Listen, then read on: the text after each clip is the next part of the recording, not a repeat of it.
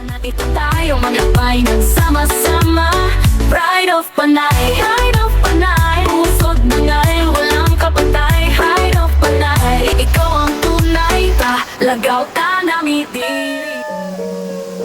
Dito sa probinsya ng Antique, ang first adventure namin ngayong taon. At ang video na mapapanood nyo ngayon ay kuha na namin ng second day namin sa Antique. Kung napanood nyo ang unang video, makikita nyo doon ang Limestone Terraces Waterfalls. Dito pala kami nagstay sa Calawag Mountain Resort dahil malapit ito sa waterfalls na pupuntahan namin. Naging smooth din ang biyahe namin dahil kay 2025 Motorsport Black Series. Lahat na dapat dalhin na dala namin, lahat ng dapat isama na isama namin. Kahit mainit sa labas, chill pa din kami sa loob dahil sa napakalakas na aircon nito.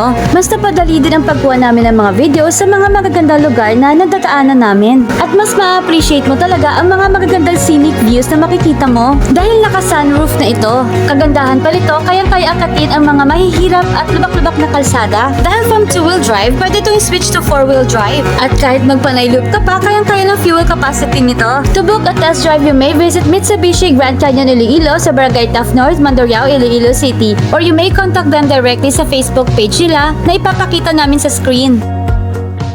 Pagdating namin sa resort, nag-ayos na muna kami ng mga gamit, nag-dinner at natulog ng maaga. Dahil 7 kami, malaking room ang ibinigay sa amin and fully air-conditioned na din. At naging komportable ang tulog namin. Kinabukasan, maaga kaming nagising para mag-prepare ng mga iluluto namin for breakfast. Kung sakali mang wala ka ng time magluto, meron naman silang menu at marami kang pwedeng pagpilian. Simpleng breakfast lang at dito kami kakain sa ilog, dito mismo sa resort. Ang sarap pa ng ulam namin, meron kaming pancit canton, tuyo, sweet ham at spam. At mas nakakagana talaga kumain pag gantong budol fight ang setup. Masarap din magkape dito sa umaga lalo na pag ganto kaganda ang view na nakikita mo. Masarap din pakinggan ang agos ng tubig sa ilog. Pagkatapos namin mag-breakfast, nag-fish pa na muna kami saglit. Tsaka naman kami sumabak sa labanan sa tubig dahil magre-river tubing kami. At first time namin tong maranasan, sasakay kami sa malaking salbabida. So ayan na nga, nakapagsuot na kami ng life jacket at helmet dahil may parte ng ilog na malalim. Kung sakaling mang mahulog ka, lulutang ka. Importante din ang helmet dahil may mga malalaking bato sa ilog. Safe naman dahil bawat isa sa amin may sariling guide to ensure our safety. Grabe, ang intense ng activity na to. Sulit na sulit ang ibabayad mo dito. Sobrang nag-enjoy kami. You only live once, kaya wag kang matakot. Hindi mo alam, baka hindi mo na magawa sa susunod.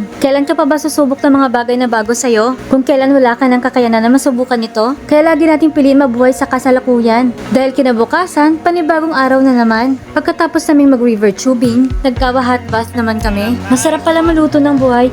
Pagkatapos pala ng mahabang araw. Nakaka-relax at nakakawala ng pagod. Dagdag mo pa ang napakagandang view ng ilog. Pinuntahan din namin ang waterfalls na pinakamalapit dito. At abangan nyo yan sa susunod na video. At kung nagustuhan nyo ang video na to, huwag kalimutan mag-share, like, and follow para lagi kayong updated sa magandang lugar dito sa Isla ng Panay. At kung may pinagmamalaki ka rin sa lugar nyo, i-comment mo na yan, baka yan ang next travel destination namin. Maraming salamat po sa laging pagsuporta nyo sa mga videos namin. Kahit sa gantong paraan man lang, na ipapakita namin kung gaano kaganda sa bayan natin, sa Isla ng Panay. At sa uulitin, this is your Ate Dan and Kuya John, and you're watching Pride of Panay. Paalam!